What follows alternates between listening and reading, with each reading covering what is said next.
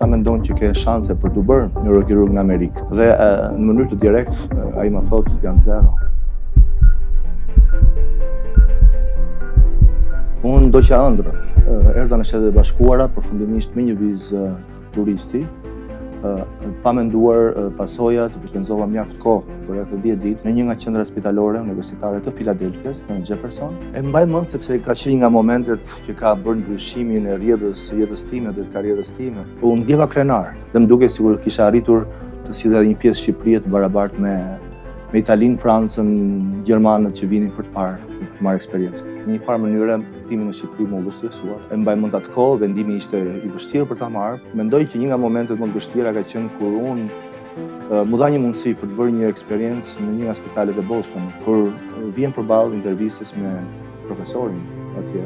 Pyetja ishte drejt për drejt, sa mendon që ke shanse për të bërë neurokirurg në Amerikë? Dhe unë me një farë modestie them pak të vogla, sepse jam mjek i huaj dhe konkurenca shumë e lartë për këtë lloj profesioni.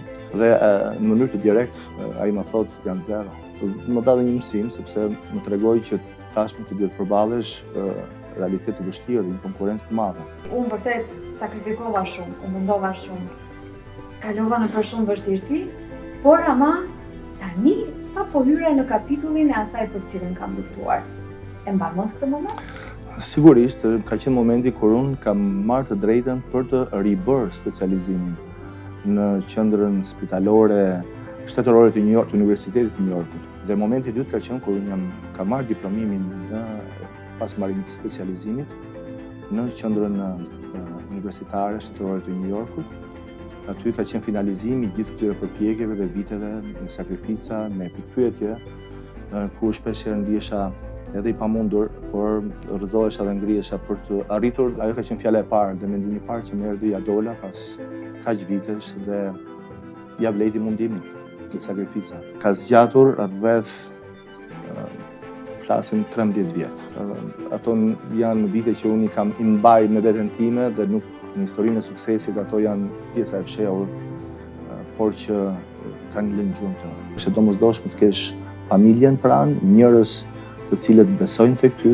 Një nga rastet që më vjen tani në mendje është një studenti joni mjekësisë, njoftohet nga specializantët që një nga studentët nuk është mirë, bëhet skaneri dhe rezonanca magnetike, MRI, dhe del me një tumor goxha të zhvilluar në tru.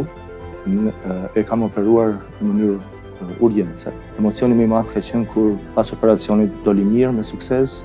Ai rikthehet për të vazhduar studimet dhe diplomimi i tij ka qenë dita e emocionit, asgjë nuk arrihet brenda natës, asgjë nuk arrihet pa punë dhe pa sakrifica. Sakrifica bëhen një firmë dhe një gjurmë e bukur e jetës tënde. Për ne që kemi ikur, unë mendoj pjesa e qendrës shqiptar është një përgjegjësi, sepse ne kudo ku punojmë dhe përfaqësojmë jo vetëm vetveten, por edhe kombin tonë.